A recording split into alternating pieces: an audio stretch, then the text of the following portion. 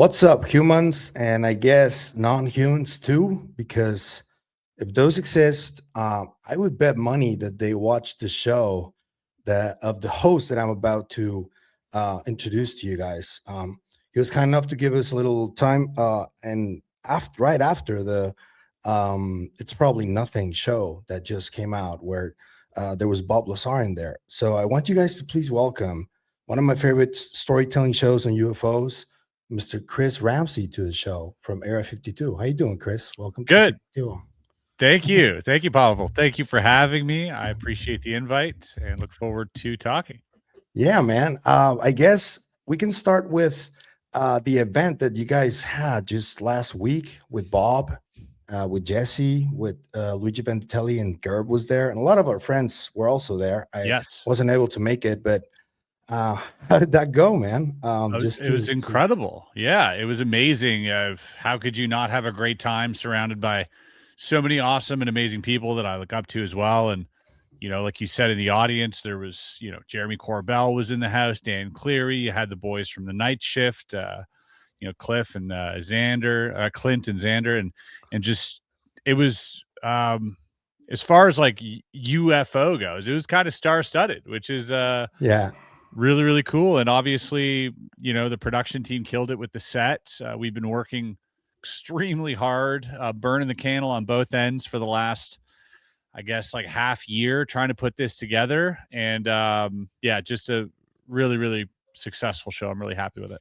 And just the idea of the show is not to, like, for example, what James Fox did with the press conference, Oh, which no. is like, this is purely for storytelling purposes, correct?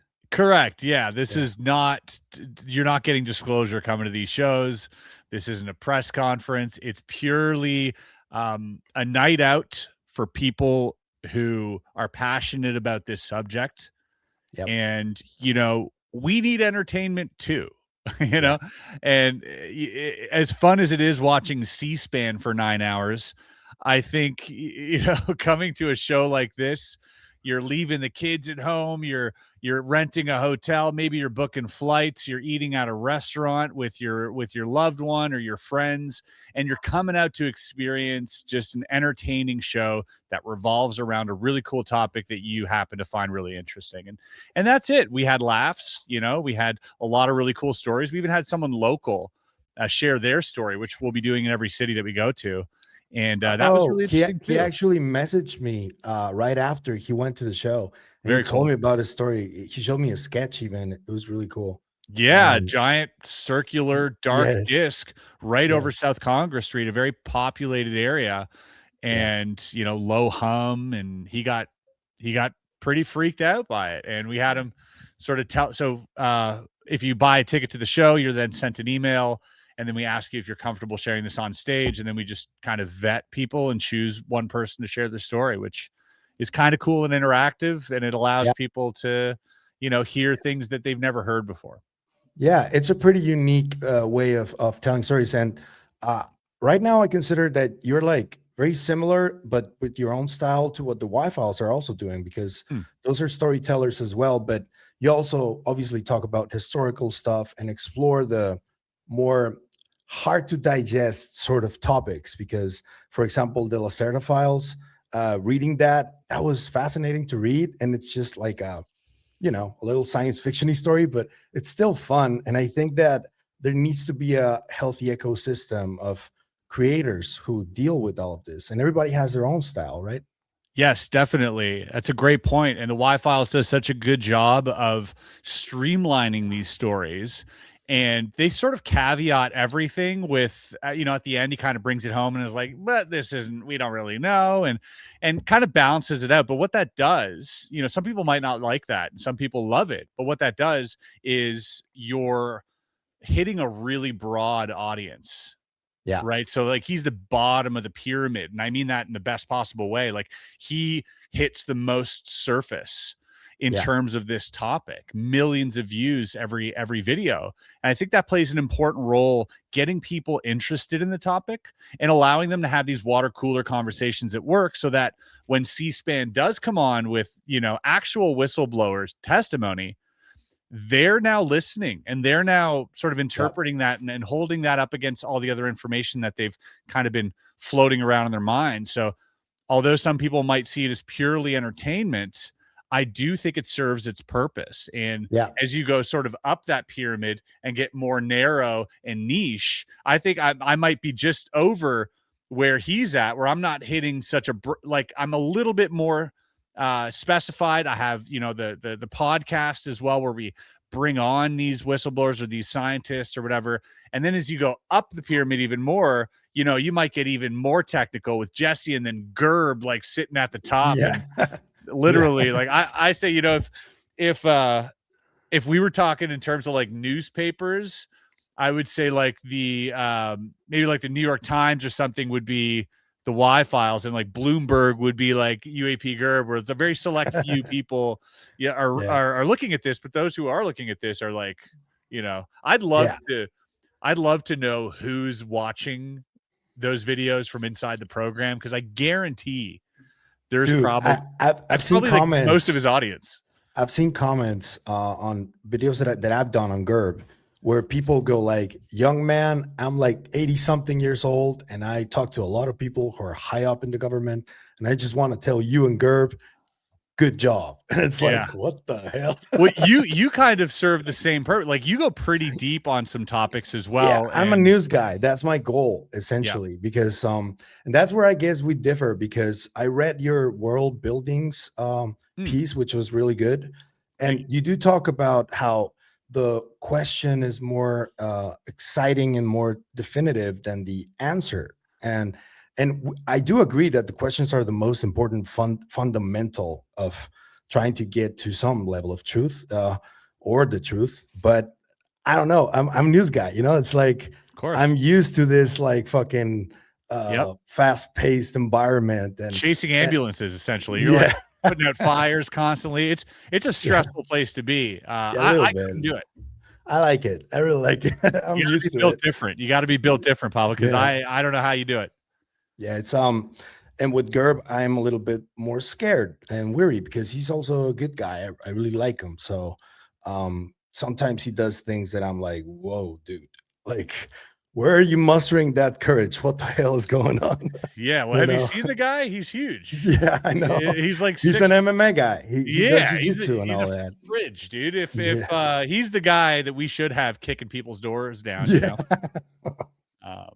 But yeah, no, definitely. I seem to, you know, you touched on something there about the questions being, for myself and my journey, I find the answers to be, like I said, just kind of inconsequential. Yeah. And that doesn't mean they're not important. That doesn't mean they're not valuable. I've just found that they're inconsequential in terms of I get my answer. It doesn't stop my pursuit. In fact, it creates more questions and it makes me go deeper. So it's of no consequence getting to that finish line because there is no finish line. Yeah. And I like to think that like the answer is simply there for, you know, to create the chase to the answer. And that's very profound too, because I think that there's a lot of neglect to the people who want to tell their story, and people say or think that they're crazy, you know, and it's a story that they believe they lived, that like they're convinced. So it goes into that as well. So why shouldn't you hear what everybody has to tell in their story if they really do believe it? And I don't care if they believe it. I don't care if I believe it. I don't care if you believe it or anyone believes it or doesn't believe it. It doesn't matter. It actually doesn't matter whether you believe it or you don't. The only thing that belief changes is how you accept that information or not accept it. That's the only thing that belief changes. It creates a filter, a barrier, or a lens through which new information gets diluted or amplified. And I think that can be a detriment to somebody who's really trying to uncover things. And I think that the best way to approach it, but also the most difficult, is to sort of have this balanced perspective, accept everything, just kind of, okay, tell me what you want to tell me, and I'll just catalog it. I'll try to remember it, the important points, and I'll put it aside, and I won't think about it until someone else brings up a very specific thing, and I go, hold on a second.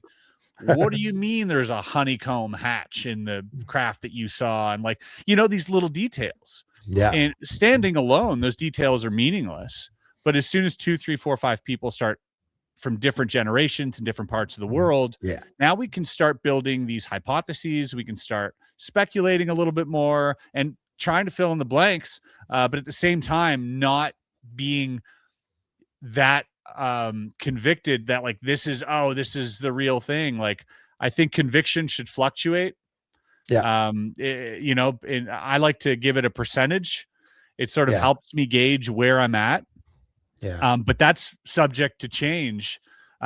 Just like so many people, I'm sure, one thing that you're very well familiar with is the the Nazca situation. I was just gonna say that actually. That's something that people are I've been on a flip-flopping roller on, coaster, bro. I've been like and that's this, bro. how it Oh, should be if you're yeah. looking into things seriously.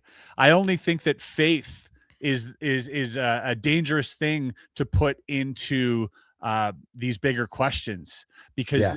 it stops any type of advancement in terms of coming to a consensus. And so Yeah.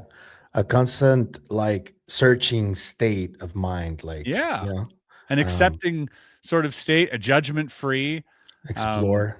Yeah. Yeah, and it's hard to it's not it takes practice, I find. Like I find myself saying, I don't know if I believe that, or I believe that, and then I have to stop Yeah. myself. And I got to stop saying this. I believe, I don't believe. It doesn't matter. Let's just take it Yeah. in. Tell me what you got to tell me. Thank you for sharing that and for being vulnerable. On to the next. And that's kind of Yeah. how I have to treat things if I'm to remain sane at all. Yeah. And this kind of moves us on to the other point that I was gonna bring up, which you also stated in your piece, which is magical realism. What is Hmm. magical realism? Yeah, it's an interesting thing. Magical realism is where in fictional writing, if you look at magical realism, it's something appearing to be magical but might have a really mundane, prosaic explanation, but the answer isn't given to you explicitly, and it's for you to sort of decide if you like. Yeah. And so that sort of suspension of disbelief becomes a choice, and it can fill you with magic, or you can deny it, and that's fine too. And no one's going to think otherwise. So an example, like a practical example, I think I gave a few, but one would be there's this story of this lady who, her husband cheated on her, and she's at this party. And in the book, it jumps back between him, he's taking care of the cattle, and she's at this party sort of dancing. And you see the more she dances, the more furiously she feels as she's dancing. And you could tell she's kind of dancing to like, get the feelings out, because she's pissed and she's going through her emotions. And as she's getting more intense, the cattle are getting restless. And Whoa. and there's this back and forth between her stomping her feet, crying even, and people just kind of looking at her like, whoa, she's going through it. And the cattle and they're starting to stomp around, and then they end up trampling him to death while she's dancing and stomping. And Whoa. so the author creates this side by side, but doesn't explicitly say that one causes the other. Yeah. It's sort of subtly implied that it might, and it's up for you to if you want to believe that. And that's Yeah. that sort of line of that magical realism. And Yeah. I'm inspired by people like David Blaine. If you look at one of his specials, which is called Real or Magic, a friend of mine, Garrett Thomas, actually named that show. He was the one because David tries to walk that line with what he does when putting a skewer through his arm. Oh, dude. And Ricky That dude Gervais is goes, fucking crazy, bro. and Ricky Gervais sees the skewer go through his arm, and he goes, I can't tell if this is real or magic, and I don't know which is more impressive.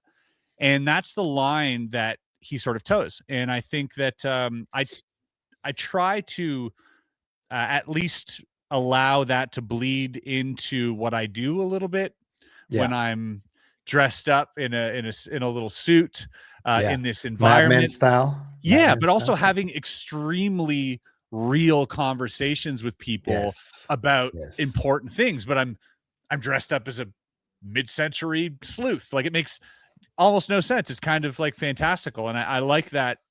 I like that sort of. I like how that meets. Question for that though.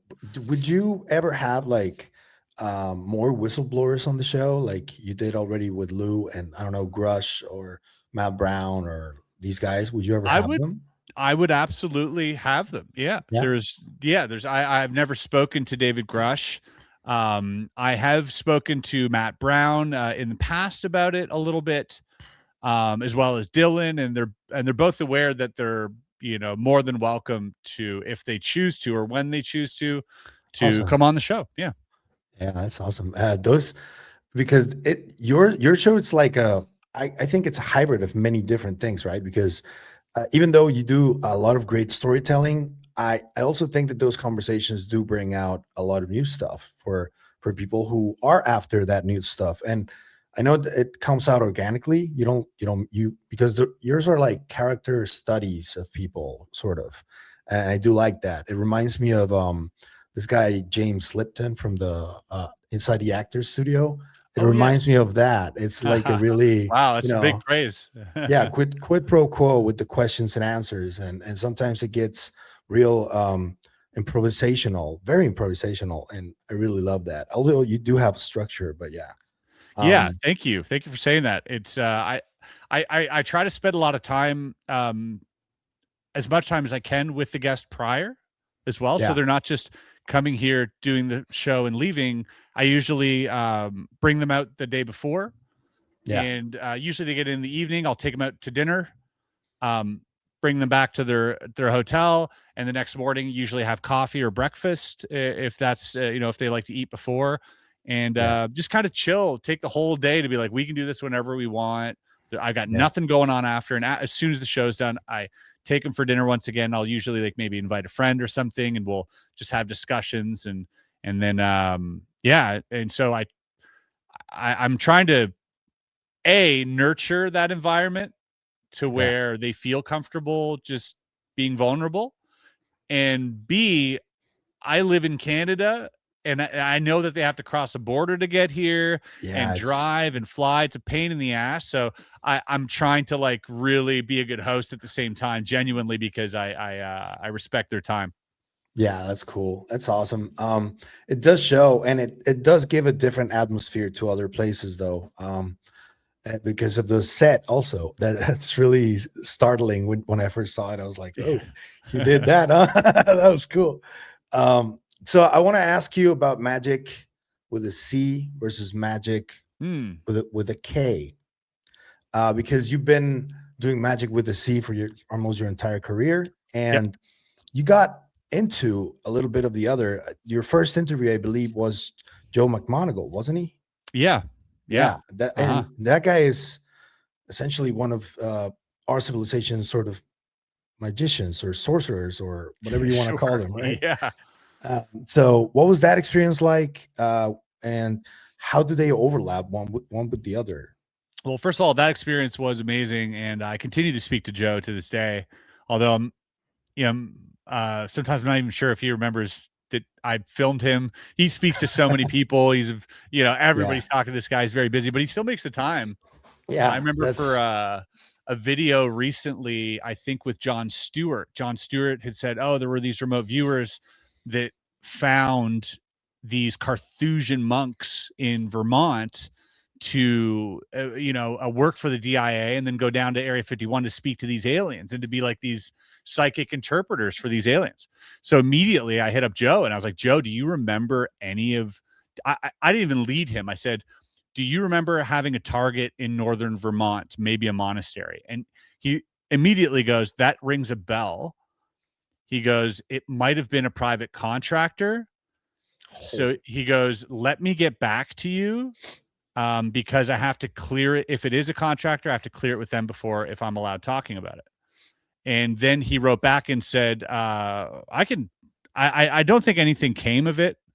Let me just double check whoa, here." that's crazy. But he was willing, at his age, Yeah, he's still sleuthing he, around. I thought that was so cool. yeah, Um, Let me see here if I can. Yeah. He still sounds lucid, you know, like when you hear him speak recently, he still sounds like really lucid. And he's up there. He's right. So yeah, oh yeah. And he said at first he goes, so I go, do you remember remote viewing a monastery in northern Vermont? And he goes, yes, Chris. But I haven't been able to find it. And he goes, my Whoa. memory is that it had something to do with lots of poltergeists or something like that, dead people showing up and walking in and out of rooms. But when people followed them in or out, they suddenly weren't there, or my recall was for another location or building. And I go, oh, What the and, hell? and he goes, I will keep looking. And then he hits me up on email and he tells me, okay, it might be for a contractor thing. Let me get back to you. And then he comes back and he essentially said that nothing, no monks were involved or anything like that. So kudos to him for, having crazy memory and Yeah, what the following up like that. It's so cool. To the second part of your question, which was, yes, sir. how does that relate to Magic with a C, and Magic with a J? All three. Oh yeah, magics. Yeah, that's right. That's right. One begets the other, I think. As a magician, we are aware of Magic with a K in that it inspires Magic with a C. It's where the inspiration originally came from. When you look at, old books from that are 500-600 years old that talk about sort of witchcraft and that type of thing. Well, that's kind of the beginning of this prestidigitation era, where in the 1800s, they started doing it for entertainment. But prior to that, for 300-400 years, it was very much a real thing to a lot of people. And, shamans used to use trickery on people. And skeptics will say, oh, so it's BS, right? Because it's trickery. And I've come to learn that it wasn't BS. And so Magic with a C used to create the environment where it would make you believe that it's real. Yep. And that belief, otherwise known as the Pygmalion effect, is a vital ingredient for Magic with a K to work. Yes. And the more people, the better. Yes. And you have to be convinced of it. You have to know that it's real. You can't just believe it's real. And by doing that, I think that's how, and this is probably not real, probably not true. I don't know how I feel about this, but I feel that if we look at quantum physics and and I'm not an expert on any of this, but if we look at what I do know is that to some degree, conscious observation has an effect on the physical material world. Very, very small degree on a very small scale. But it has been sort of measured, right? And has been peer reviewed that is the case. And so if that is the case, I also think that, channeling that intention with use of trickery can have an actual effect on our physical world. And I think magicians, with a K, back then would do just that. And I think that that's been lost. Because if you talk to magicians nowadays with a C, they are the biggest skeptics in the world. They are the most, ironically disillusioned. I mean, your channel was for debunking for quite a while, right? Of your course, Magic channel. Yeah. And I was adamant about that. I was very much, and still am. Yep. To a certain extent, there are a lot of very dubious people out there trying to get away with things. But that doesn't mean there isn't a there. And, if you look at places like the Princeton Parapsychological Lab or SRI or the Rhine Institute, they're all doing incredible work.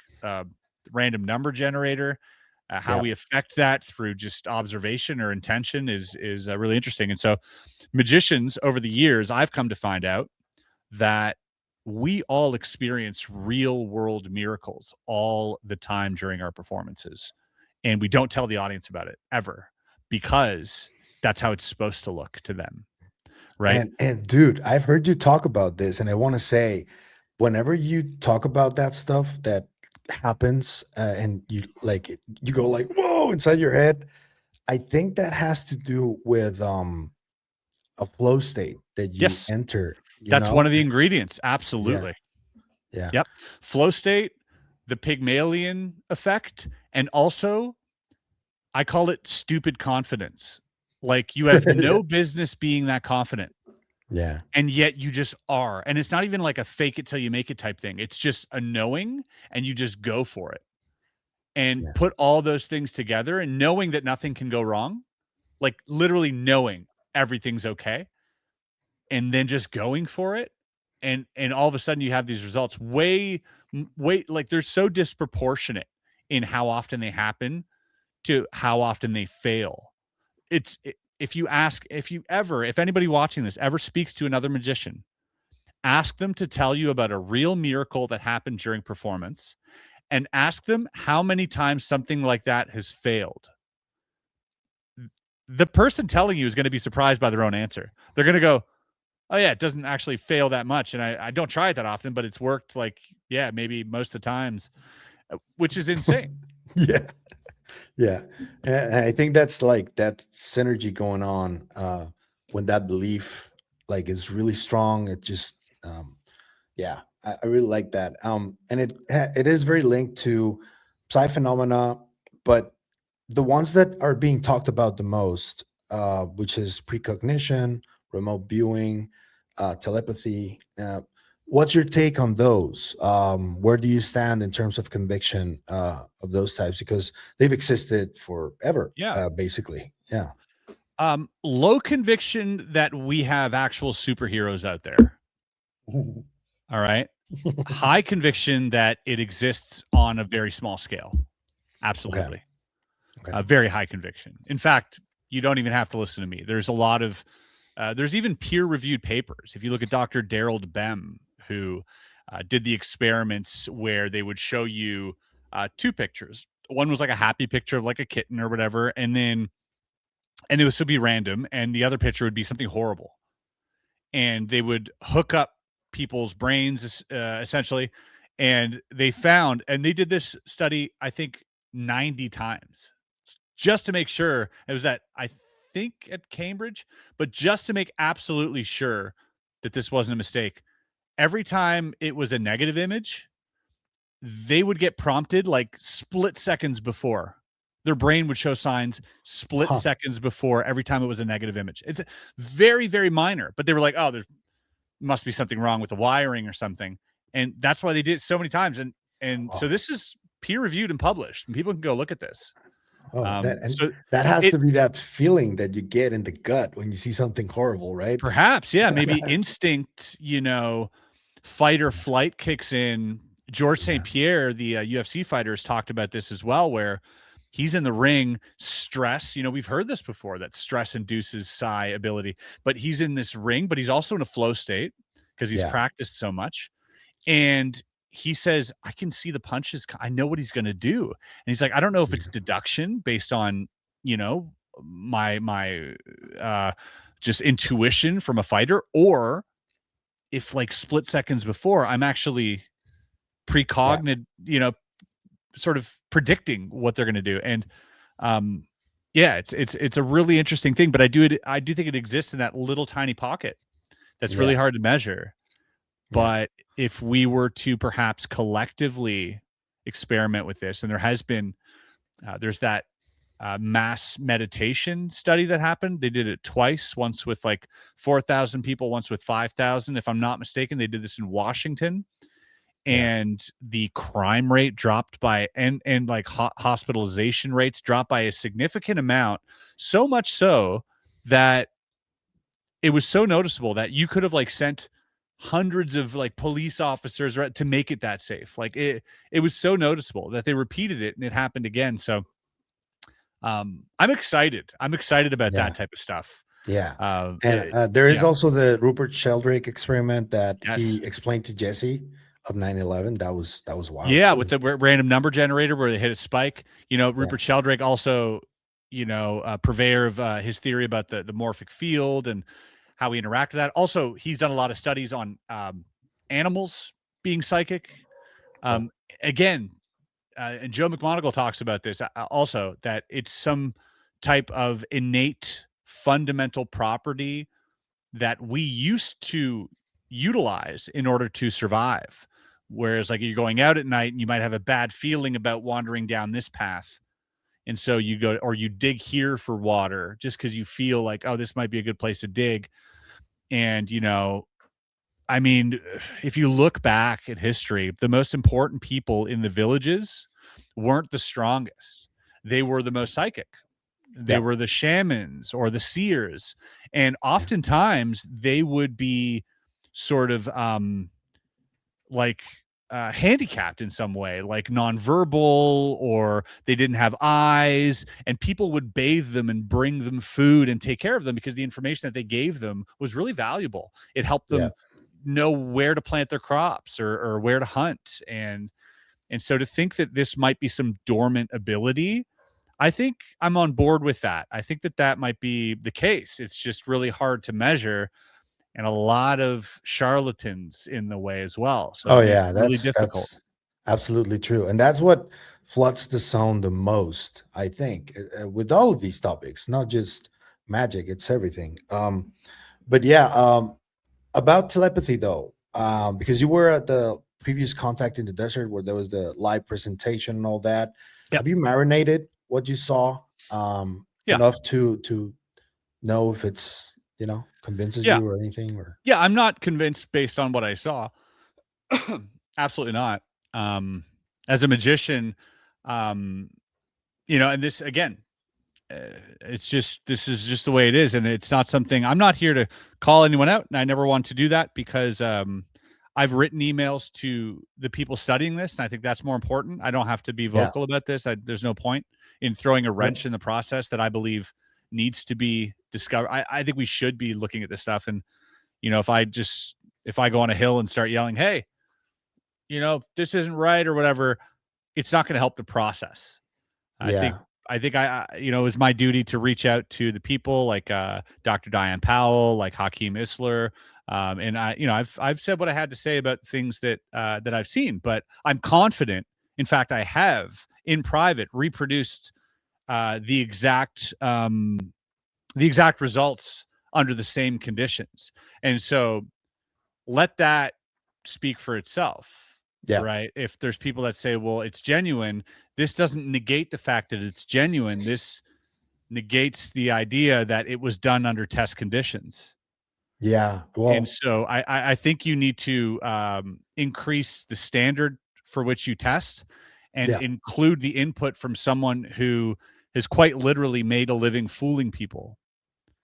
And if you do that, then I'm happy to, you know, be the biggest champion of this. yeah But until that's done, I have to remain skeptical because all of the options haven't been exhausted yet. Yeah. It's a little because I got excited when this all came out and I've already seen a couple of things that made me go, Hmm. huh. But something that I did experience was that back in 2006, under the influence of a really strong psychedelic, Which one? LSD, Okay. uh, uh, me and another two people heard each other's voices and Whoa. started having a conversation between each other and without Whoa. opening our mouths the whole night. It was Whoa. Valentine's Day 2006, and we knew somehow that when we were Almost going 10 to years ago. sleep. Yeah, no, 20, I think. Wait, 2006? 2006. Yeah. Almost 20 years ago to the day. Yes, and it's never happened since. But we like I asked them recently, and I was like, "Did this really happen?" They were like, "Yeah, it did happen. We can't explain how, but it did happen, and it was really, really wild." That's I don't incredible. know. I don't know what that is really. I don't know if that's telepathy or not, but I did hear and have a conversation with someone who's also human like me. Yeah. Um, A yeah, friend of mine, he was writing a piece on the guy who invented LSD, I guess, and spent time with him. I'm very unfamiliar with this, by the way, so if I'm getting anything wrong here, but I remember him telling, and he's this guy's a legit journalist. He's written books. He's written for all the major publications. His name is Ian Frisch. He's a good friend of mine, and he was telling me about this one experience he had where he went to go see this person he was writing the story on, and the person gave him a vial of an LSD variant that is not found on the market. Mm-hmm. One that was like pure form, whatever it was. I don't even know. It was like some number attached to it. And he goes, this is like the holy grail of LSD. This is the reason the government shut it down, what I'm giving you right now. And he goes, oh, cool. Friend's never taken any of this stuff in his life. He goes to a concert outside. He downs the whole vial.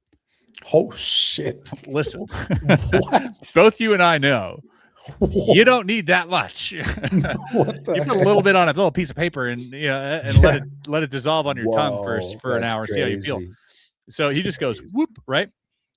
And he's at this concert, and what he explains to me is nothing short of him developing superpowers. Yeah. He sits there, and all of a sudden he can lower the volume of everybody and the concert, music included, and only raise the volume of the people talking over here. And he can hear their conversation crystal clear. And he's going, wait a second, can I do it over here? And then he mutes them, and he starts listening to and he's freaking out that he's doing this. And then he started perceiving that his vision was more than just like 200 degrees or whatever it was, that he could see all around him with his eyes. He was going through and he was by himself, roaming, playing with his newfound superpowers the entire time for like several hours. He was, having just the time of his life. And I thought that was really interesting and sort of, it's anecdotal, but we all like to believe that there is this super drug that unlocks the brain's potential, and allows us to be psychic or to control our senses in a way that is like miraculous. I mean, if it's classified, and it's been classified since the 60s at least, I mean, what have we learned about classification, right? Yeah, I mean, they're starting to test it again, which is nice. Yeah. Especially for PTSD and stuff, which I think is great, but I can't wait till we make some breakthroughs, because I feel like there's a lot of breakthroughs to be made within psychedelics. Yeah. I think the same way. Nice. I like this. So, okay. I want to ask you about the 4chan whistleblower, because you've been one of the people that have seen which one the most like interested in this specific topic, because you think there are multiple. Is that it? There seems to be multiple. Yeah, there's a lot of garbage on 4chan too. So one must be very careful. But there's one that I believe has predicted a few things that have come true. Mm-hmm. What can you tell me about this guy for the audience? Because I've never done an episode on that. Yeah, it was really interesting to begin to read it, because it shattered what I thought the phenomenon could be for me, in that at first I was like, oh, it's the Greys, they're from Zeta Reticuli, that's what we're dealing with, and then you read more things, you go, oh, the Space Brothers now, the tall blondes, and there's ultra terrestrials, and there's interdimensional. Yeah, exactly. All of these different types of beings. So there's all these different types of aliens that we hear about in these stories and the lore, where they come from, but this one for me seemed to fill in the most plot holes for what was going on, especially at the time, because this was prior to the first congressional hearing that this came out. This is before Grush. And there's this person talking about this massive underwater, what they call an MCU, a mobile construction unit. It is this sort of self-replicating von Neumann probe is the best way that I can describe it. Basically, this guy kind of filled all the plot holes, as far as I'm concerned, that we have in the UFOs, a big part of it at least. And this comes out in July of 2023, so prior to David Grush coming out and talking about, prior to Tim Gallaudet coming out and talking about, prior to even, I think, Lou talking about these giant underwater, USOs or whatever. Now, this is nothing new. We've heard about underwater UFOs or whatever it is. even, Richard Dolan wrote a book on it, and it starts way back when.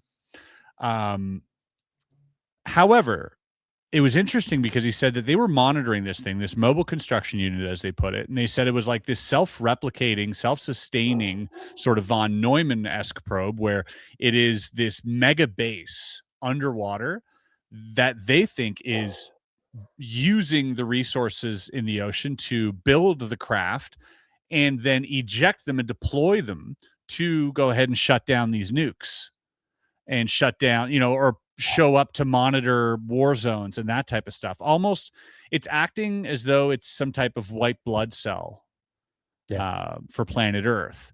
And he goes into great detail about his role in the crash retrieval, which was to strip out the hull or the inside of the craft after the bodies and after the E-115 was taken.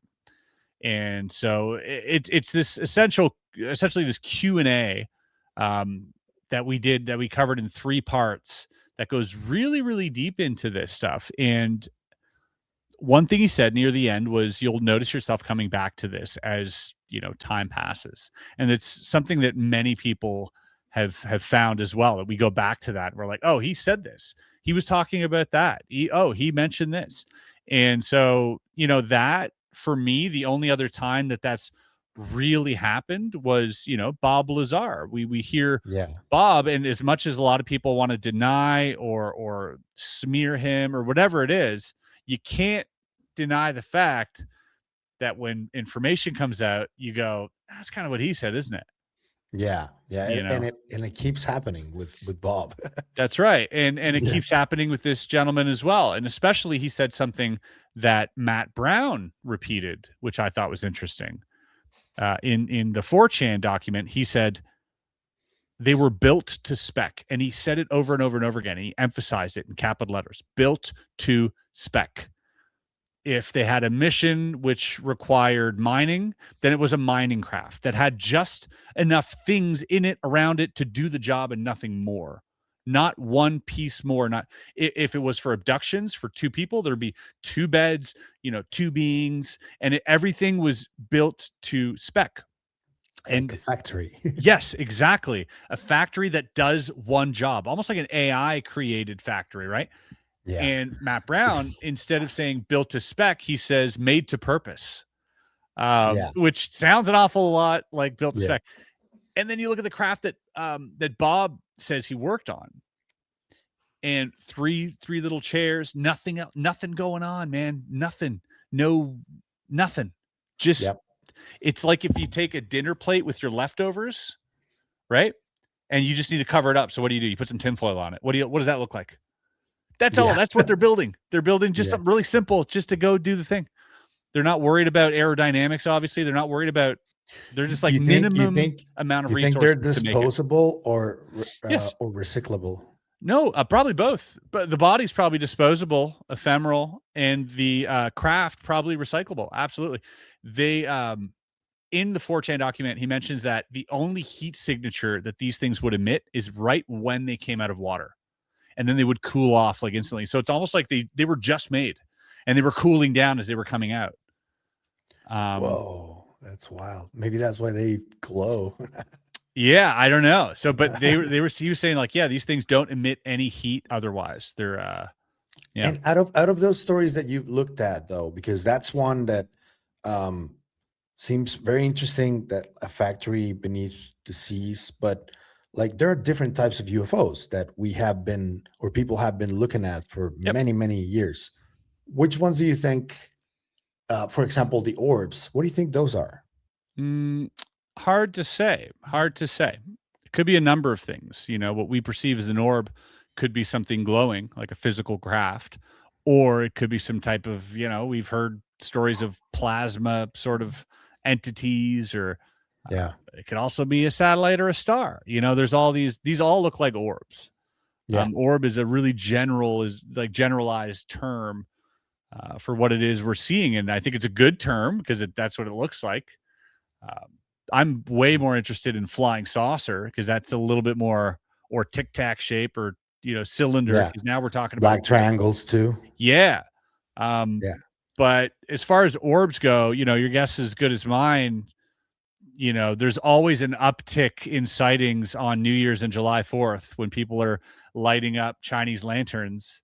It's Yeah. just a fact. There's an Yeah. uptick in sightings during December when Venus comes out, and Yeah. during the day, and people see. So, you can't argue against that. But Yeah. yeah, orbs are a little too And all blurry. the low Earth orbit stuff that there is, because there's a lot out there, Yep. people now have their own satellites, like, you know? Yeah, that's true. But there are still like stories of orbs or lights. If you look at Colaras, it was these uh Yeah. In the even some of them were 70s. like ping pong ball sized and Yeah. tennis ball sized. They would zap you with lasers. If you look at late 40s and early 50s at places like Sandia or Kirkland Air Force Base or Los Alamos, it was these green, glowing streaks in the sky, that almost looked like meteors, but that behaved erratically. And so there's all different types of orbs. You hear people about, oh, they came in my house and it was floating around, and it's Have you ever looked at the whole connotation of the occult being ingrained in the UFO topic? Have you ever spent time looking into that? a little bit, yeah. And you can't help but wonder. You look back at Jack Parsons, the one of the basically like one of the fathers of NASA, essentially the founder of JPL, um, who didn't have a degree in anything, Yeah. who's but he figured out propulsion. He figured out, how to fly rockets essentially. And without him, we wouldn't be flying them. And this guy was literally trying to summon demons with, Aleister Crowley and hanging around L. Ron Hubbard and stuff. Like very, very strange.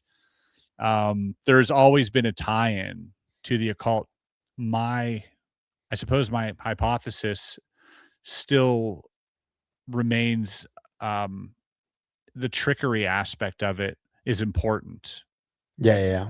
Yeah. I don't think that quantum physics is a symptom of magic with a K. I think it's the other way around. I think it is scientifically explainable. We just don't understand it yet, right?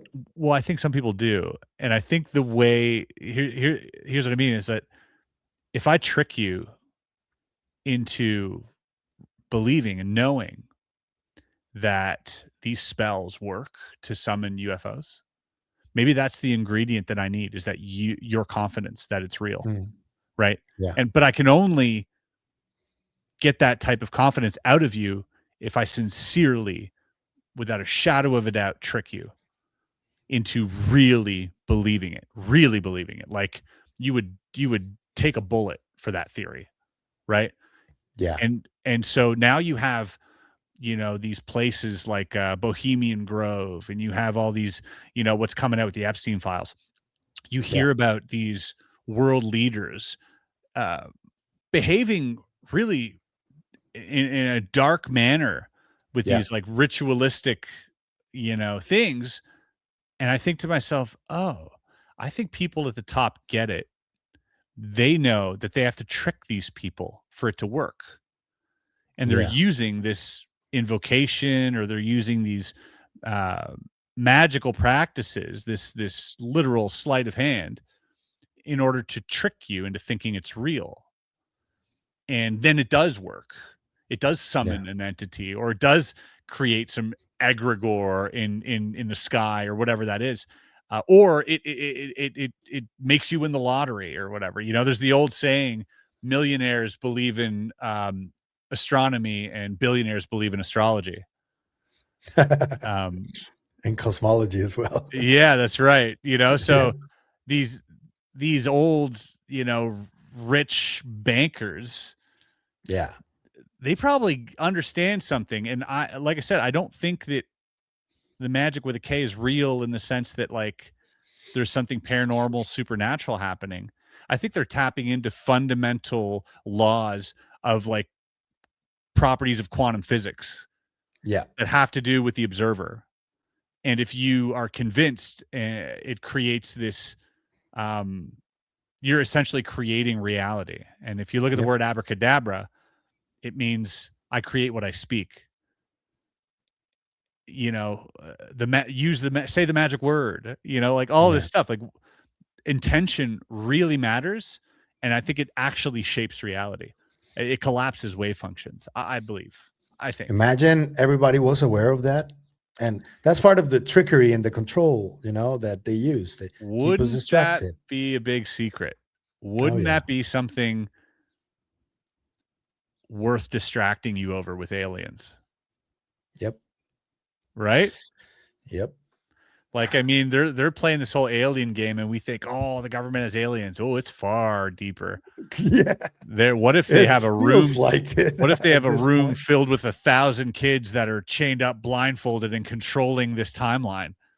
You know, like you know what I mean? Like, what if that's the thing that we're not ready for? What if that's disclosure?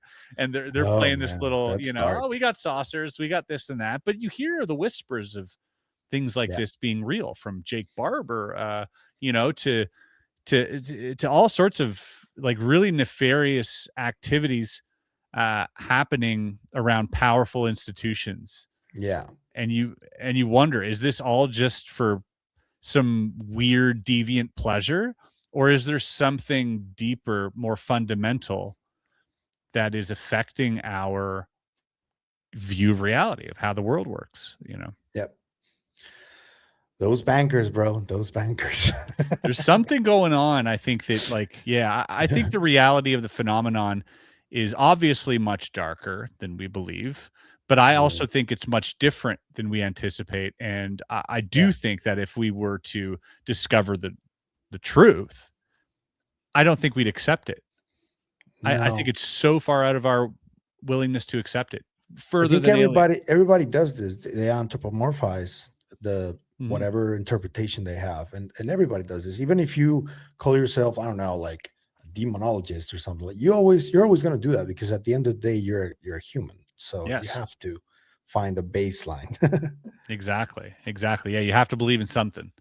Yeah, it's oh man, and the darker it gets, I don't know. There's a lot that keeps coming out, and it's like, whoa. Yeah, there was who was it? Jordan Josic. Yeah. He had written a piece under a pseudonym, I believe. He did. Yeah. If anybody reads that shit, that's a crazy read through.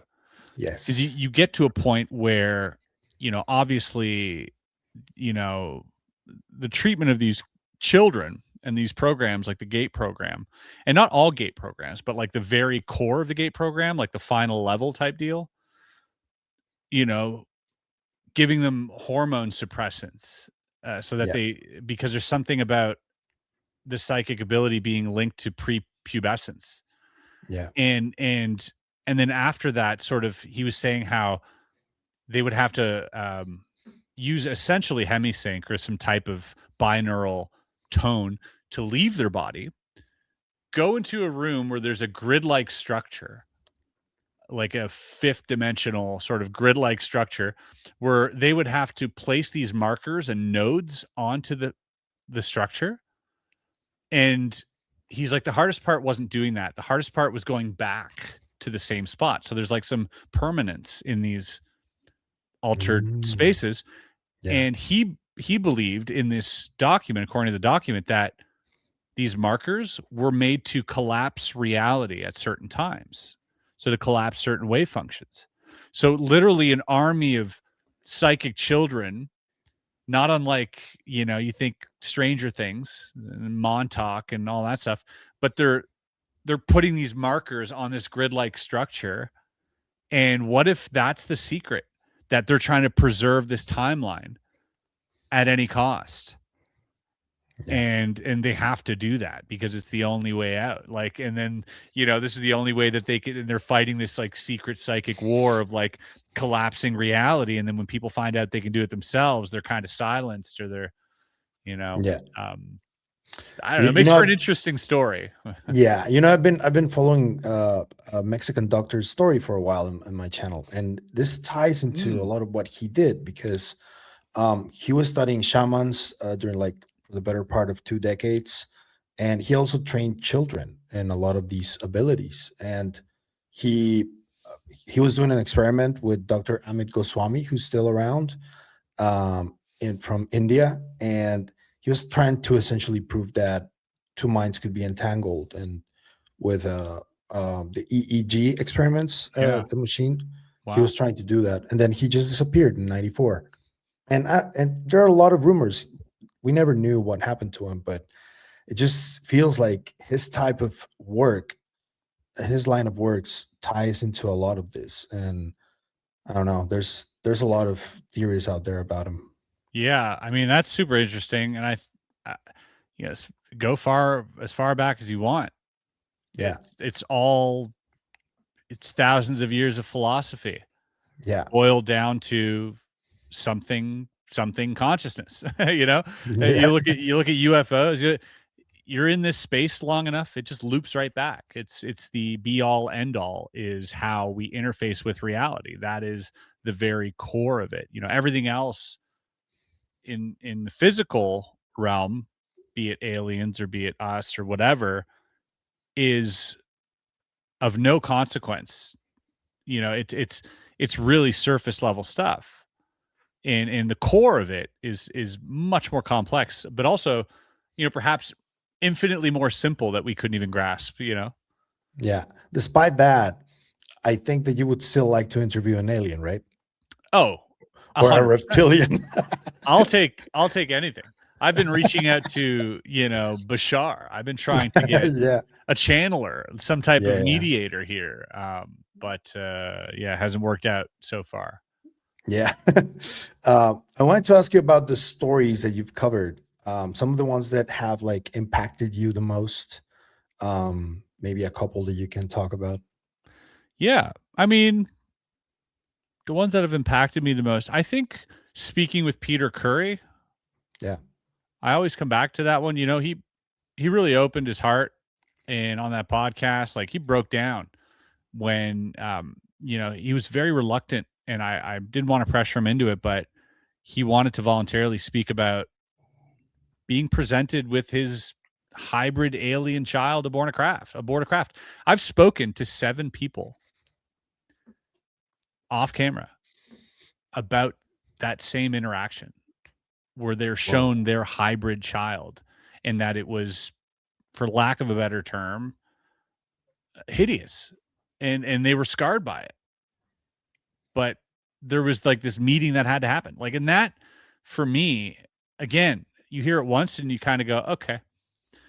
But then you hear about it on 7 different occasions with 7 different people, plus, not to mention, you know, reading about it in Dr. David Jacobs' work, reading about it in even Bud Hopkins' work with what's her name, Debbie Jordan, and there's so many cases apparently of this happening. And when he spoke about it, he could barely he could barely even vocalize it. He was so distraught emotionally by this event. Um, and you know, this is coming from a guy who came out to the world with the wildest story about having like naked aliens on his bed and finding like alien hair on his genitals. You know, like Damn. you say that Yeah. out loud and immediately people laugh it off. And so, you know, for him to, and he was already That's crazy. ridiculed for like his childhood experiences and he didn't want to necessarily talk about this. And he kept it, you know, for a decade close to his heart. And then, you know, when it came out, obviously people were like, oh, what, you know, every guy's dream, like type deal, right? Which, fair play, it's fun, it's funny, but Yeah. at the same time, it's really hard for him to talk about. I But mean, then, if it really did happen, it must have been very traumatic. So, very traumatic, and dude. but to then have that be the easier thing to talk about, you know, Mm, and then he talks about this other thing, and he barely gets it out, and yeah, that for me really touched me. mm. You know, again, I'm not here to say if it happened or it didn't happen. I'm here to say I spoke to a guy who had a really, and I'm pretty good at you know, he wasn't faking any of this stuff. He was really, really distraught about the information that he had and that he was trying to tell me. So regardless of how that event happened, it had left a severe emotional traumatic mark on this man.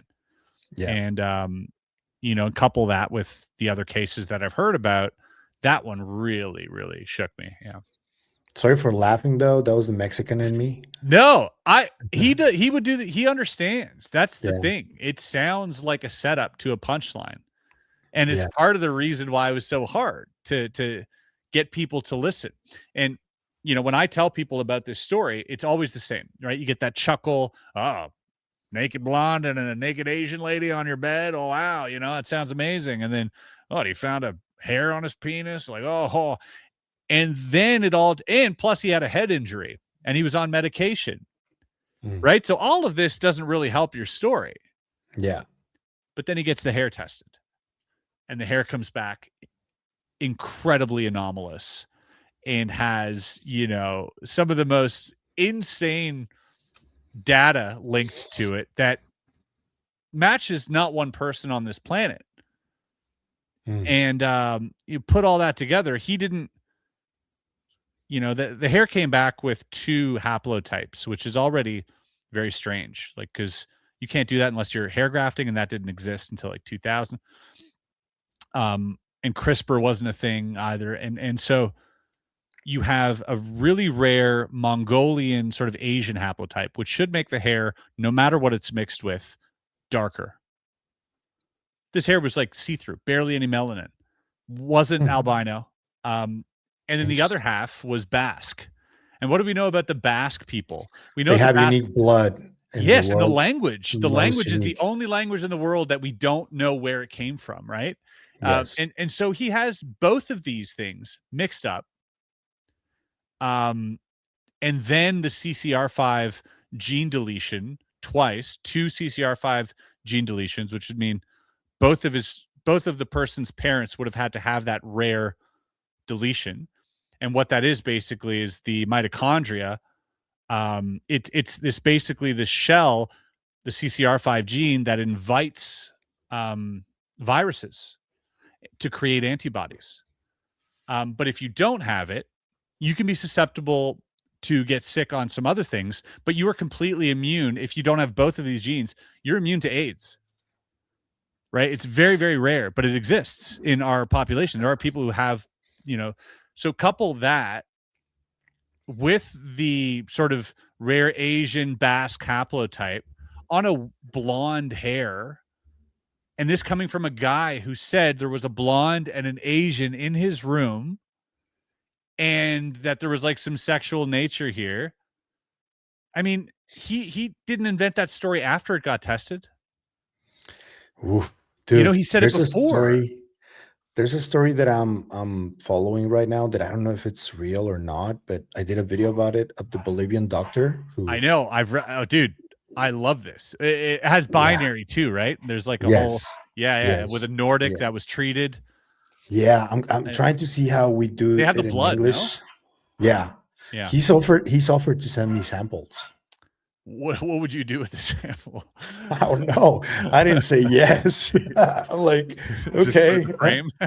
Yeah, it's because the story is well known in Latin America in Spanish, but in English is not really well known. I love that. I think it's an amazing story. Yeah. There's people, according to what he says, people that are really high up that are involved in this already. So it's really wild. Are there any developments on that? They have, well, this is what they told me, is that they have the studies, the results of DNA tests from 5 different universities. You're out of focus, or you're back? Oh. From 5 different universities and from around the world, 3 in Spain, 1 in Bolivia, another one in France, and another one in the US. And they claim to have them. I've seen the first page of them, but I haven't seen them in person yet. What does it say? They claim that it's anomalous, and they compared it with a human, and that it has many differences. It's not like our DNA. But I would have to look at the results. I would have to look at everything to be convinced of anything, really. Yeah. Yeah, That's like the hair as well. Like you unfortunately there wasn't enough left. So when they did this test, they could only run it through like 300 DNA sequences. They used like the PCR method to sort of replicate the DNA, and then it takes like weeks back then. You could yeah, do 3 billion in an hour today if you had, like, with high throughput DNA tests. We don't have enough of the sample left because it gets destroyed, right? You need quite a bit actually to do these high throughput tests.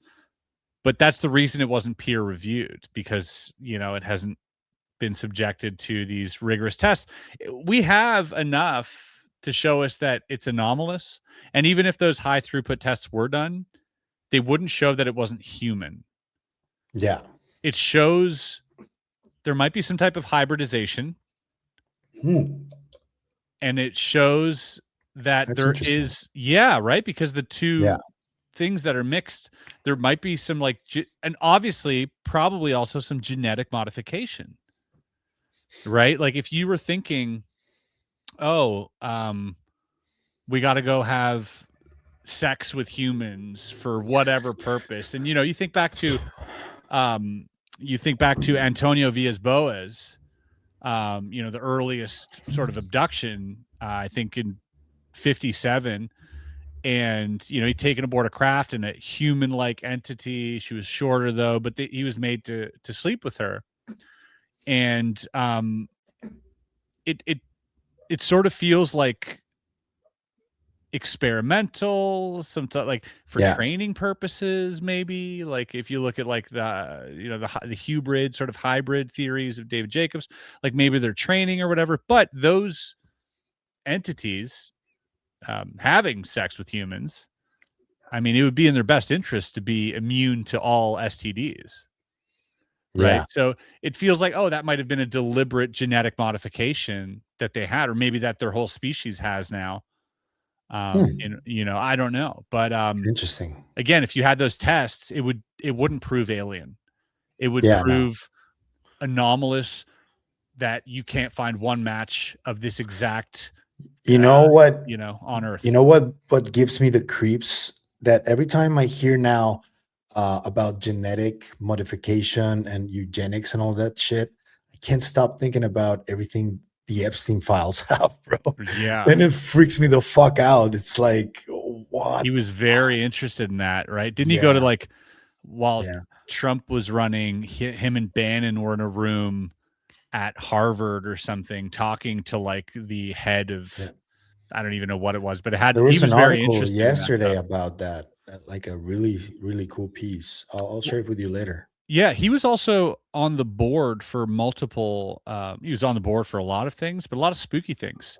Yeah. There was one that had to do with sort of getting people off world, Huh. and I think another person on that board wrote a book on that stuff, on like escaping and having like children. It was a very strange like coincidence. I don't know. I fell down a TikTok rabbit hole. Maybe Damn. it isn't true, but also, I wouldn't be surprised with this, Yeah, no. It's weird now everything's on the table, bro. Everything. everything except flat Earth still. Those Yeah. poor guys, man. Everything's getting proven right.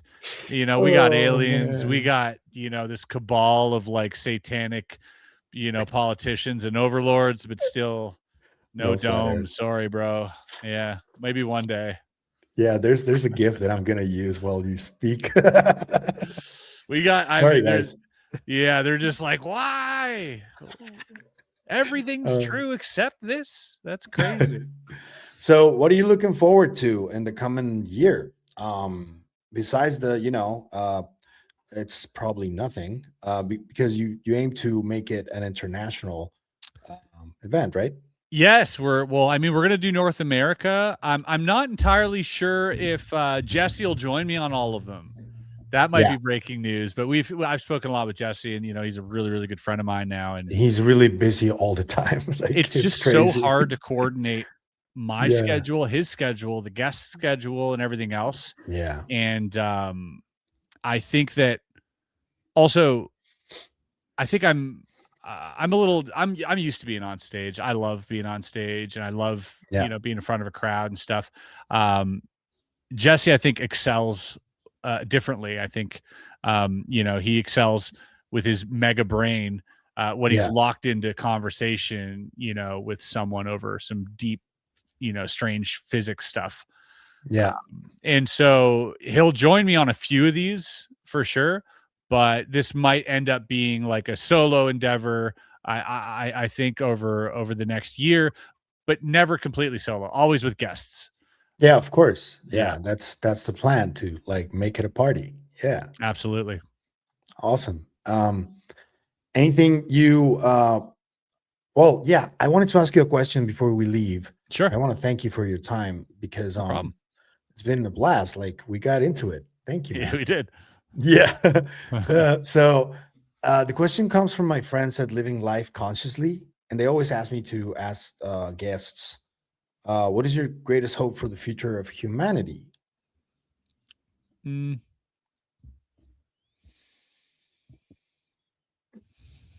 I think my hope for the future of humanity would be that that people learn and grow and more actively, learn more and grow more, and seek to grow and learn. Um, it's a big question, but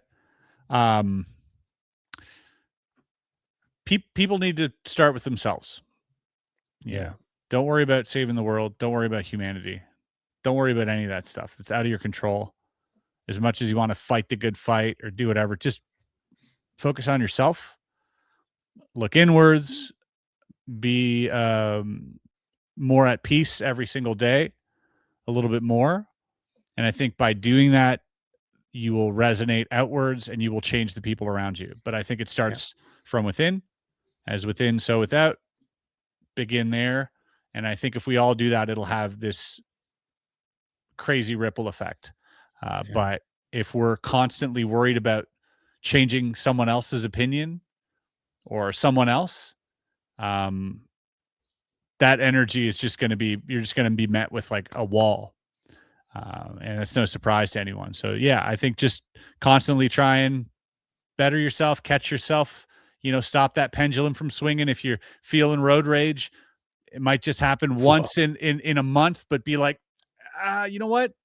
I hope that person gets to where they're going safely. They seem like they're in a hurry. And just, cut the pendulum swing right there and see how that feels. And work on yourself. And I think if we all do that a little bit, none of us are perfect, but if we all make a conscious effort to just constantly better ourselves, I think that's the only way. I really think it's the only way we better humanity. Thank you, Chris. Thank you, Pablo. Thank you.